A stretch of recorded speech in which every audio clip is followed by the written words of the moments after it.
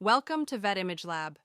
In this lecture, we will explore 4 key diagnostic imaging modalities in veterinary medicine: X-ray, ultrasound, CT, and MRI. We'll look at their clinical applications, their strengths, and also their limitations. Let's get started. X-ray is one of the most widely used imaging techniques in veterinary practice. It uses electromagnetic radiation to produce images based on how much radiation passes through the body. Denser tissues, like bone, absorb more radiation, so less reaches the detector. This creates contrast between different types of tissue. These differences in density allow us to interpret radiographs effectively in clinical practice. Radiographs allow us to recognize 5 basic densities, from least to most radiopaque. The first density is gas, or air. Gas appears black on X-rays because it absorbs the least amount of radiation. In this radiograph, you can clearly see areas filled with gas, such as in the intestines. And the black background you see on the radiograph is also air, which surrounds the body and appears in every X-ray image. The second radiographic density is fat. Fat appears dark gray, slightly more opaque than gas. In this thoracic radiograph, you can see fat density in the cranial mediastinum. Here is another example, the stifle joint in lateral view. The fat pad appears as a dark gray area between the bone and the joint space. The third radiographic density is soft tissue and fluid. They appear in shades of gray, as they absorb more radiation than fat but less than bone. In the left thoracic radiograph, you can see the soft tissue opacity of the heart, surrounded by the gas density of the lungs. However, unfortunately, because soft tissue and fluid share the same density, it is often difficult to tell them apart on plain radiographs, as shown in the right image. This is a normal stifle joint in lateral view.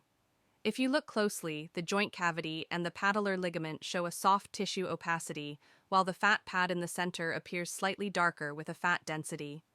This contrast allows us to evaluate whether there is joint capsule swelling or not. The fourth radiographic density is bone and minerals.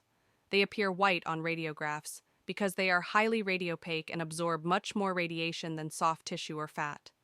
So, conditions such as a tarsal joint luxation on the left or a bone tumor on the right can be clearly evaluated using radiographs.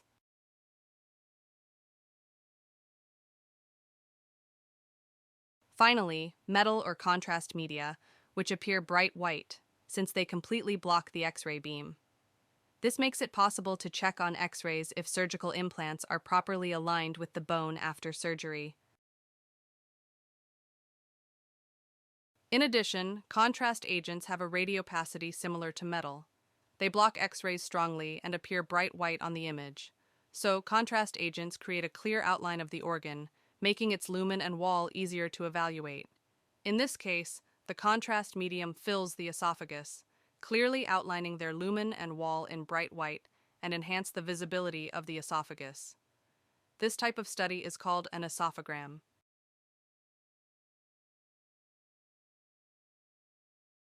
To summarize the applications of radiography, X-ray imaging is fast, widely available, and cost-effective.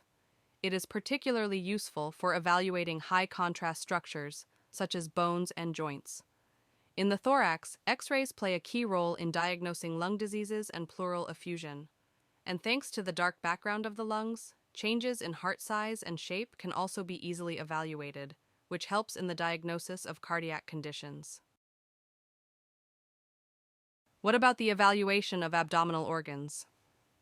Abdominal X-rays are commonly performed to check changes in organ size or shape, to detect radiopaque foreign bodies, or to assess the presence of ascites.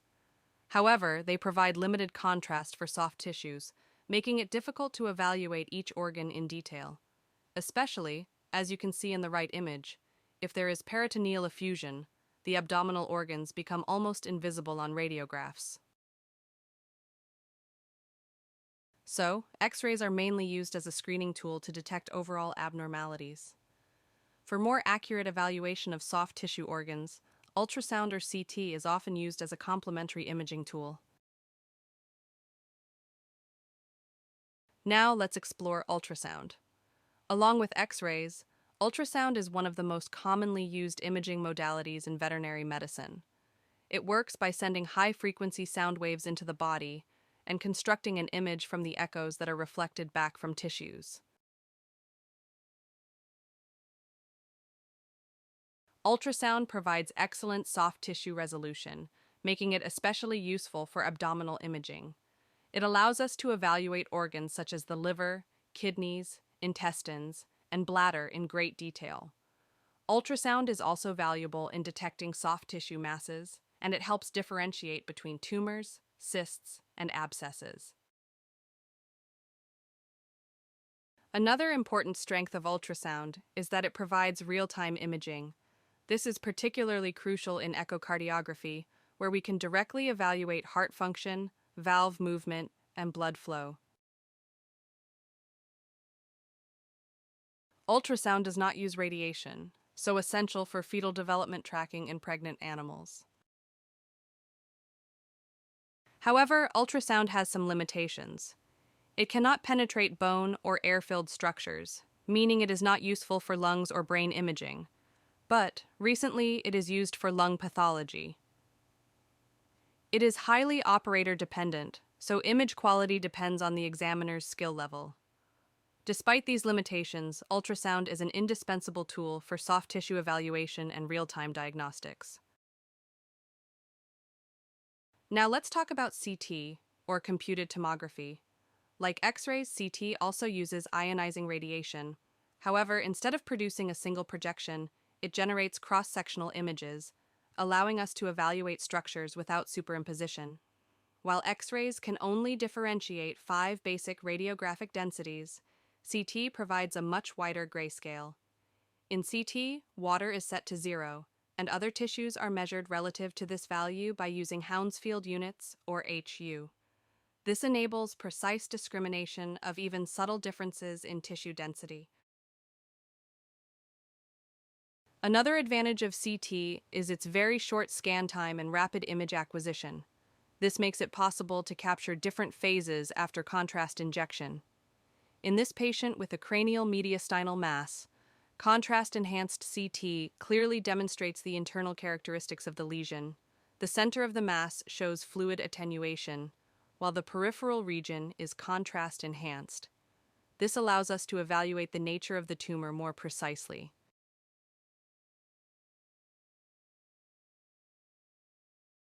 CT provides powerful post-processing capabilities that enhance diagnostic accuracy.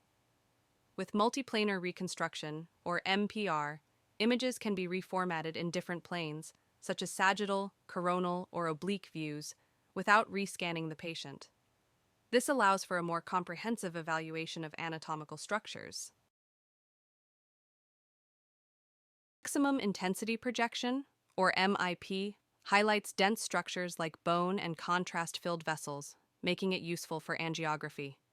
Minimum intensity projection, or MIN-IP, emphasizes low-density structures such as gas, which helps in evaluating the trachea and bronchi. Volume rendering creates detailed 3D reconstructions, allowing us to view structures externally. These techniques are especially valuable for surgical planning and complex case analysis. Despite its many advantages, CT also has some limitations. First, radiation exposure is higher compared to X-rays. Second, most patients require sedation or anesthesia to prevent motion artifacts during the scan. And finally, CT is more expensive than X-rays or ultrasound, which can limit its routine use in veterinary practice. Now let's take a look at magnetic resonance imaging, or MRI, which is one of the most advanced imaging techniques in veterinary medicine. Like CT, MRI provides cross-sectional images, but it does not use ionizing radiation.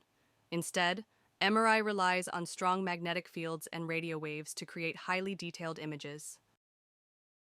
MRI is a powerful imaging tool, providing detailed images of the nervous system.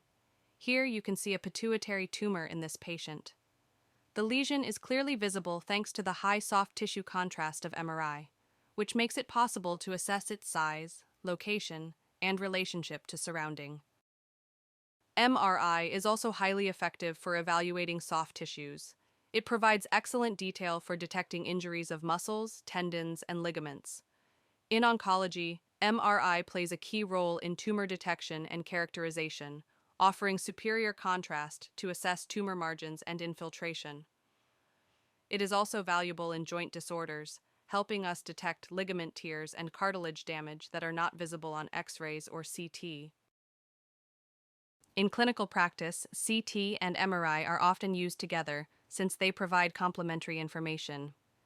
But how does MRI differ from CT? MRI offers superior soft tissue contrast, while CT is generally better for evaluating bone structures. Another key difference is that MRI does not use radiation, whereas CT relies on ionizing radiation. On the other hand, MRI scans take longer, while CT can be performed much faster. These differences explain why the choice of imaging modality depends on the clinical situation. Now, let's compare each imaging technique to determine the best modality for different clinical cases. Each imaging technique has its own strengths and limitations. X-ray is best for bones, fractures, and lung conditions. It is fast, widely available, and inexpensive, but it has limited soft tissue contrast and involves radiation exposure. Ultrasound is the preferred method for evaluating soft tissues, abdominal organs, and the heart. It provides real-time imaging without radiation, but it is operator-dependent and cannot image bones or air-filled structures. CT is superior for complex bone structures, lung diseases, and vascular imaging. It produces high-resolution 3D images, but it requires sedation and exposes patients to radiation. MRI is the gold standard for brain and spinal cord evaluations. It offers the best soft tissue contrast and does not use radiation, but it is expensive, requires anesthesia, and takes longer than other modalities. So, in summary, we briefly reviewed 4 major imaging modalities: X-ray, ultrasound, CT, and MRI, each with its own strengths and limitations. The best choice always depends on the clinical situation. Thank you for watching this lecture. If you found this content helpful, please don't forget to like, share, and subscribe to Vet Image Lab for more educational videos.